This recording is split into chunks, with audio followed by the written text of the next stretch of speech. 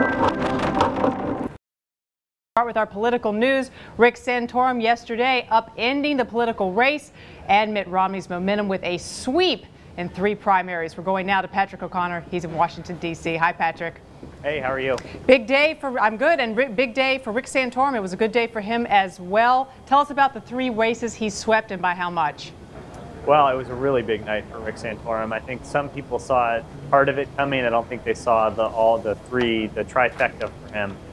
He was able to win in Minnesota, which is a caucus state, relatively low turnout, mostly very convicted conservatives, social issue conservatives.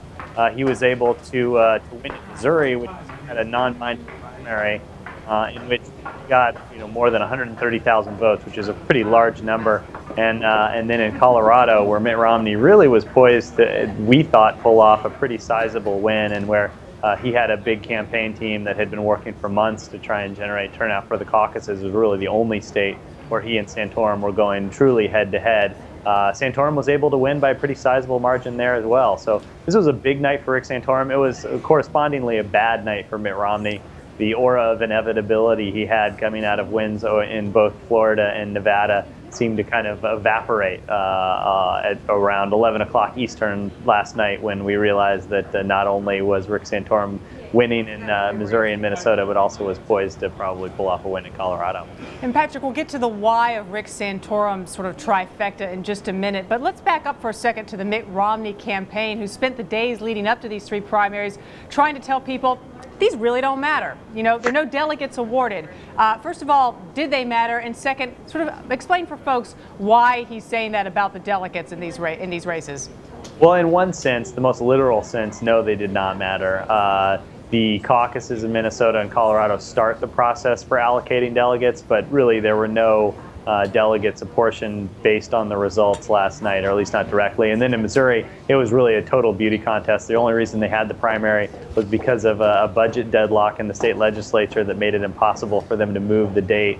And instead of risking RNC, Republican National Committee sanctions, they decided to have this vote last night, and then they're going to do a caucus in a month that will actually determine who the delegates are. So in that sense, Mitt Romney is right.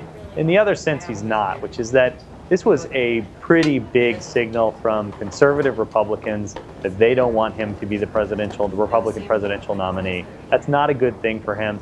To the extent that all of these contests are very symbolic in nature, I mean, Iowa, the caucuses, is the first nominating contest we spend more time covering it than probably any other one.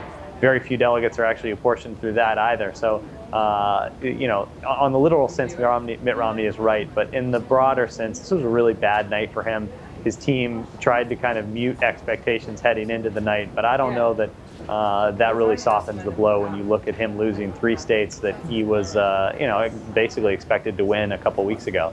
And also not such a great evening for Newt Gingrich as well, who was on the upswing over the last couple of weeks. He seemed to be the dominant one, about to challenge Romney. Where does Newt shake out after all of this, Patrick? It was a bad night for Newt. He's had a rocky couple weeks. Obviously, didn't perform very well in Florida and Nevada. Last night, he was a total afterthought. I mean, he was not on the ballot in Missouri, which gave Rick Santorum a chance to prove what he has been saying for weeks now, which is that if you put me in a head-to-head matchup with Mitt Romney, I'm going to win. We haven't seen that yet. Obviously, Newt Gingrich has not put in a similar position, so he hasn't had the opportunity to make that case. But what last night did is it gives Rick Santorum this big burst of momentum heading into what's really the first and maybe only lull that we're going to have in the nominating contest. And it shows that, he's won 4 states now. Mitt Romney has won 3 and Newt Gingrich has won 1. It's going to be a lot harder for Newt Gingrich to make the case that he is the viable conservative alternative when Rick Santorum is now sitting on 4 wins. The other problem that Newt is going to face is that he just runs a much bigger campaign than Rick Santorum does. He requires more money. They've got the buses and the planes and the bigger campaign staff. Rick Santorum has been running his campaign almost in the entire year on a very shoestring budget. He's probably going to get some more campaign donations based on the results last night, but he doesn't need a ton of money. That way he's able to stay in the race a lot longer than Newt Gingrich can.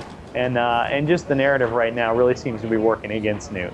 Yeah, very interesting. All right, Patrick O'Connor in Washington, D.C. It looks like this presidential race on the Republican side will continue into the spring. Whether it makes them stronger or weaker, we will continue to watch. Thanks for being with us. We have more to write about.